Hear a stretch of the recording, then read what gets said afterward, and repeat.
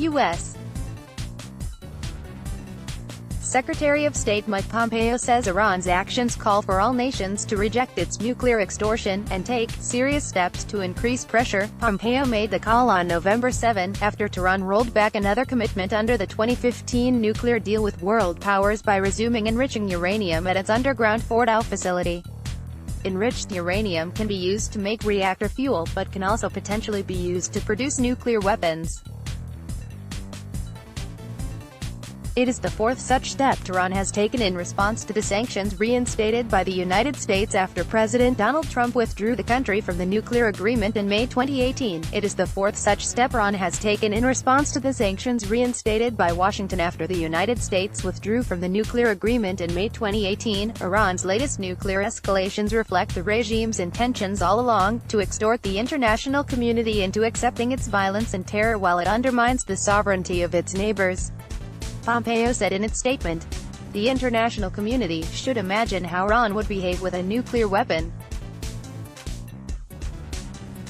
The United States will never allow this to happen," he added. "It is now time for all nations to reject this regime's nuclear extortion and take serious steps to increase pressure." Iran's continued and numerous nuclear provocations demand such action, the state secretary also said.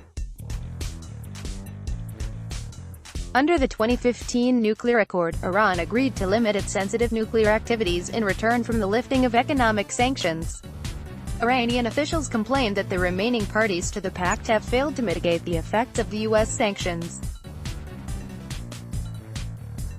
Trump wants to force Iran to renegotiate the 2015 nuclear accord through fresh sanctions, arguing that the terms were not tough enough to prevent the country from developing nuclear weapons, agree on curbs to its ballistic missile program, and end its destabilizing activities in the Middle East.